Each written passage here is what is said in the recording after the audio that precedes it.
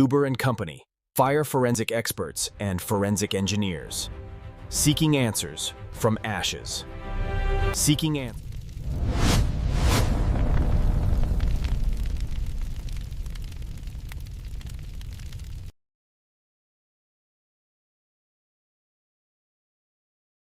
ఒక వ్యాపారం అగ్నికి ఆహుతైతే అసలు యుద్ధం మంటలతో కాదు, కొన్నిసార్లు సొంత ఇన్సూరెన్స్ కంపెనీతోనే మొదలవుతుంది. ఈరోజు మనం అలాంటి ఒక సుప్రీంకోర్ట్ కేసుని, దాని తీర్పునుంచి మనం నేర్చుకోవాల్సిన పాఠాలని కాస్త లోతుగా చూద్దాం. అది సెప్టెంబర్ 25, 2010. ఓరియన్ క్యాన్మెర్క్స్ ప్రైవేట్ లిమిటెడ్ అనే కంపెనీ ప్రాంగణంలో ఒక పెద్ద అగ్నిప్రమాదం. చూస్తుండగానే అంతా బూడిదైపోయింది. ఒక పీడకల లాంటి సంఘటన. ప్రమాదం తర్వాత లెక్కలు తీస్తే స్టాక్, బిల్డింగ్, మిషనరీ అంతా కలిపి వాళ్లు 3,51,00,000 రూపాయలకు పైగా నష్టానికి ఇన్సూరెన్స్ క్లెయిమ్ చేశారు. సహజంగానే వాళ్లకి ఫైర్ ఇన్సూరెన్స్ పాలసీ ఉంది. కష్టకాలంలో ఇదే గదా ఆదుకోవాల్సిందే. ఇలాంటి విపత్తుల నుంచే కదా ఇన్సూరెన్స్ మనల్ని కాపాడుతుందని అందరూ అనుకుంటారు. వాళ్లు కూడా అదే నమ్మారు. కాని కథ అడ్డం తిరిగింది. వాళ్లు ఊహించింది ఒకటి, జరిగింది మరొకటి. ఏళ్ల తరబడి ప్రీమియంలు కట్టి ధీమాగా ఉన్న వాళ్లకి ఇన్సూరెన్స్ కంపెనీ ఊహించని షాకిచ్చింది. సింపుల్గా మీ క్లెయిమ్ ఇవ్వలేం అని తేల్చి చెప్పేసింది. అయితే అసలు ఇన్సూరెన్స్ కంపెనీ ఎందుకు క్లెయిమ్ ఇవ్వనంది?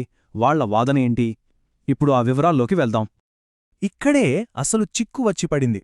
మొదట వచ్చిన ప్రిలిమినరీ సర్వేయర్ తన రిపోర్ట్లో ఇది బహుశా ఎలక్ట్రికల్ షార్ట్ సర్క్యూట్ వల్లే జరిగి ఉండొచ్చు అన్నాడు. కానీ ఆ తర్వాత వచ్చిన ఫైనల్ సర్వేయర్ రిపోర్ట్ మాత్రం దీనికి పూర్తిగా వ్యతిరేకంగా ఉంది. అసలు ఎలక్ట్రికల్ షార్ట్ సర్క్యూట్కి ఆధారాలే లేవు అని తేల్చేసింది. ఈ ఒక్క తేడాతోనే కేసు మొత్తం మారిపోయింది. సో ఇన్సూరెన్స్ కంపెనీ వాదనలో ప్రధానంగా 4 పాయింట్లున్నాయి. ఇవి చాలా కామన్గా ఇన్సూరెన్స్ కంపెనీలు వాడేవే. 1, ఈ ప్రమాదం యాక్సిడెంటల్గా జరిగిందని నిరూపించలేదన్నారు. 2, పాలసీలో ఫర్నిచర్ అంటే ఎఫ్ఎఫ్ఎఫ్ కవర్ అవ్వదన్నారు. 3, పోగొట్టుకున్న స్టాక్ విలువకి సరైన ఆధారాలు లేవన్నారు. ఇక 4ది, బిల్డింగ్ మెషినరీ నష్టం అంచనాలు ఊహించి రాశారే తప్ప దానికి బేస్ లేదన్నారు. అయితే ఈ ఆరోపణలకి ఆ వ్యాపార యజమానులు వెనక్కి తగ్గలేదు. వాళ్లు గట్టిగా పోరాడారు, ఆధారాలతో సహా. వాళ్ల ప్రతివాదన ఏంటో ఇప్పుడు చూద్దాం. ఇది చూడండి, 5,855. ఇదేంటనుకుంటున్నారా? వాళ్లు తమ క్లెయిమ్కి సపోర్టుగా సబ్మిట్ చేసిన డాక్యుమెంట్ల పేజీల సంఖ్య 5,855 పేజీలు. వాళ్ల వాదన ఎంత బలంగా ఉందో చెప్పడానికి ఇదొక్కటి చాలు. ఆ డాక్యుమెంట్లలో అన్నీ ఉన్నాయి. వాళ్లు తయారుచేసే ప్రతి ప్రోడక్ట్ కాస్ట్ షీట్, కొనుగోలు బిల్లులు, స్టాక్ రిజిస్టర్లు, పన్ను రిటర్న్స్లు అన్నీ ఉన్నాయి. చివరికి ఈ ప్రమాదం వల్ల లివిస్, బెనెటన్ లాంటి పెద్ద బ్రాండ్స్ ఆర్డర్లు ఎలా క్యాన్సిల్ అయ్యాయో కూడా చూపించారు. ఇవన్నీ క్లెయిమ్ కోసం సృష్టించినవి కావు, వాళ్ల రోజువారీ వ్యాపారంలో భాగమైన రికార్డులు. ఇక ఫర్నిచర్ విషయానికొస్తే ఇన్సూరెన్స్ కంపెనీ వాదనను వాళ్లు సింపుల్గా పాలసీ డాక్యుమెంట్తోనే కొట్టేశారు. పాలసీలోనే రిస్క్ వివరణ కింద ఎఫ్ఎఫ్ఎఫ్ అని క్లియర్గా రాసి ఉందని చూపించారు. సరే, ఇరుపక్షాల వాదనలు విన్నాం కదా. ఈ కేసు సుప్రీంకోర్టుకు చేరింది. కోర్టు ఈ వివాదాన్ని ఎలా పరిష్కరించింది? వాళ్లు ఏ పద్ధతిలో తీర్పిచ్చారో స్టెప్ బై స్టెప్ చూద్దాం. కోర్టు ముందున్న మొట్టమొదటి అతి ముఖ్యమైన ప్రశ్న, ఫైర్ ఇన్సూరెన్స్ క్లెయిమ్ చేసేటప్పుడు అసలు ఆ మంటలు ఎలా అంటుకున్నాయో ఆ ఖచ్చితమైన కారణాన్ని పాలసీ తీసుకున్నవాళ్లే నిరూపించాలా? దీనికి సుప్రీంకోర్టు ఇచ్చిన సమాధానం ఒక్కటే: అవసరం లేదు.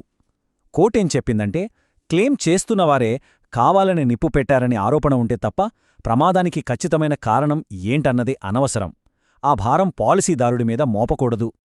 ఇక రెండో పాయింట్, ఫర్నిచర్, ఫిక్స్చర్స్ మరియు ఫిట్టింగ్స్ అంటే ఎఫ్ఎఫ్ఎఫ్. ఇది పాలసీలో కవర్ అవుతుందా లేదా? ఇక్కడొక తమాషా జరిగింది. కోర్టులో ఫైనల్ సర్వేయర్ని పాలసీలో ఎఫ్ఎఫ్ఎఫ్ అంటే ఏంటి అని అడిగితే అతనేమన్నాడో తెలుసా? ఈ ప్రశ్నకు జవాబు చెప్పాలంటే వాదించాల్సి వస్తుంది అన్నాడట. అంటే ఆ పదానికి అర్థమేంటో తనకే స్పష్టత లేదని ఒప్పుకున్నట్టే కదా. దీనిపై కోర్టు చాలా ఖరాఖండిగా చెప్పింది. ఎఫ్ఎఫ్ఎఫ్ అంటే ఫర్నిచర్, ఫిక్స్చర్స్ మరియు ఫిట్టింగ్స్ తప్ప మరేమీ కాదు. అన్నింటికన్నా ముఖ్యంగా ఇన్సూరెన్స్ పాలసీలో ఏదైనా పదం అస్పష్టంగా ఉంటే దానిని ఎప్పుడూ పాలసీదారుడికి అనుకూలంగా అర్థం చేసుకోవాలి. ఇది ఒక ప్రాథమిక సూత్రం. ఇక చివరిది మూడో ప్రశ్న.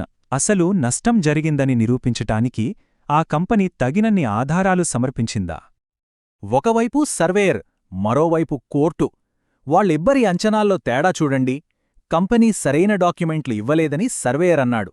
అందుకే తనే ఇష్టమొచ్చినట్టు ఒక్కో ఐటంకి 450 రూపాయల చొప్పున లెక్క కట్టాడు. కాని కోర్టేమంది? ఆ 5855 పేజీల రికార్డులు సరైన సాక్ష్యమేనని, సర్వేయర్ పద్ధతి పూర్తిగా తప్పు అని చెప్పింది. కంపెనీ తమ నష్టాన్ని ఖచ్చితంగా నిరూపించుకుందని కోర్టు అంగీకరించింది. సరే, ఈ కేసులో కంపెనీ గెలిచింది. కాని ఈ తీర్పు కేవలం వాళ్లకే పరిమితం కాదు. ఇన్సూరెన్స్ పాలసీ ఉన్న మనందరికీ ఈ తీర్పులో చాలా ముఖ్యమైన పాఠాలున్నాయి. సింపుల్గా చెప్పాలంటే ఈ కేసు నుంచి మనం గుర్తుపెట్టుకోవాల్సినవి 3 విషయాలు. 1. మోసం ఆరోపణ లేనంతవరకు ప్రమాదం ఎలా జరిగిందో నిరూపించాల్సిన భారం పాలసీదారుడిపై ఉండదు. 2. పాలసీలో ఏదైనా క్లాజ్ కన్ఫ్యూజింగ్గా ఉంటే దాని అర్థం పాలసీదారుడికే అనుకూలంగా తీసుకోవాలి. 3. రికార్డులే మన బలం. సరైన రికార్డులు మెయింటైన్ చేయడమనేది క్లెయిమ్స్ సమయంలో అతిపెద్ద ఆయుధం. సో ఫైనల్గా సుప్రీంకోర్టు ఇన్సూరెన్స్ కంపెనీ అప్పీల్ను కొట్టేసింది. ఆ వ్యాపార సంస్థ అప్పీల్ను ఒప్పుకొని వాళ్లకి రావలసిన క్లెయిమ్ మొత్తాన్ని వెంటనే చెల్లించమని ఆదేశించింది. అలా ఈ సుదీర్ఘ పోరాటానికి ఒక ముగింపొచ్చింది. ఈ తీర్పు మనకేం చెబుతోందంటే, ఇన్సూరెన్స్ పాలసీలో మనం పెద్దగా పట్టించుకొని ఆ చిన్న చిన్న అక్షరాల్లోనే అసలు శక్తి దాగి ఉంటుంది. ఇది మనల్ని మనం వేసుకోవాల్సిన ప్రశ్న. చివరిసారిగా మన చేతిలో ఉన్న ఇన్సూరెన్స్ పాలసీని పూర్తిగా ఎప్పుడు చదివాం?